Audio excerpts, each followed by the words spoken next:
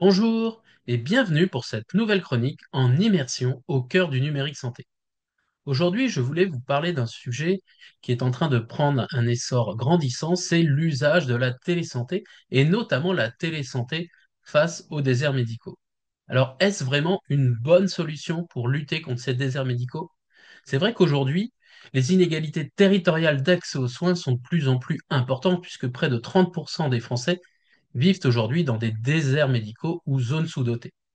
Parmi les solutions mises en avant, le numérique est souvent utilisé, et notamment la téléconsultation, la télémédecine au sens large, qui permet de consulter à distance un médecin, généraliste ou spécialiste, voire d'autres types de soignants, comme les infirmières ou les kinésithérapeutes. La télémédecine permet en théorie de réduire les distances entre les patients et les soignants, et grâce aux consultations à distance, une personne vivant en zone rurale peut accéder finalement à un suivi médical avec un professionnel de santé sans avoir à parcourir plusieurs dizaines de kilomètres. Pour certaines pathologies courantes ou chroniques, le suivi peut être assez simplifié avec cette solution de suivi à distance. D'autre part, la téléconsultation favorise cette continuité des soins. Un patient souffrant par exemple de diabète ou d'hypertension peut être suivi régulièrement sans interruption, sans avoir besoin de perdre du temps à chercher un praticien pour une consultation. Ce dispositif bénéficie aussi aux services d'urgence. On observe toutefois quelques limites. Une des premières et des plus importantes, c'est qu'aujourd'hui, il existe encore des zones blanches en France, des déserts numériques, et finalement des zones qui correspondent le plus souvent aux zones des déserts médicaux.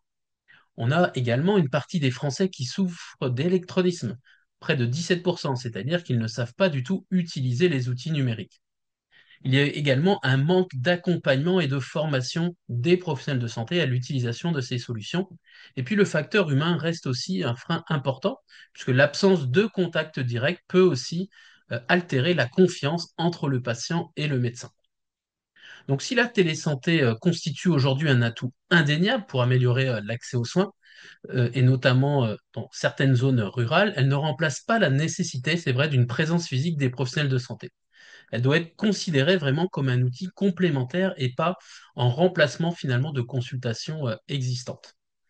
La présence de cabines de téléconsultation dans les pharmacies est un bon exemple de solution qui permettent finalement, grâce au mariage territorial des officines et l'accompagnement du pharmacien, de déployer cette télésanté de manière plus simple et de la rendre accessible à tous les usagers. Donc c'est vrai que pour une meilleure amélioration de la situation et de cet accès aux soins, il est impératif d'accompagner le déploiement de la télésanté, mais également d'autres mesures, comme l'accompagnement à l'installation de médecins dans les zones sous-dotées, le développement de santé pluridisciplinaire et bien sûr l'amélioration de l'ensemble des infrastructures numériques, et notamment l'accès dans les zones de zones blanches. En somme, la télémédecine, la télésanté au sens large, est une avancée, mais elle ne peut pas être aujourd'hui efficace si elle n'est pas intégrée finalement dans une politique de santé qui est plus large et ambitieuse. Merci et à bientôt pour une nouvelle chronique.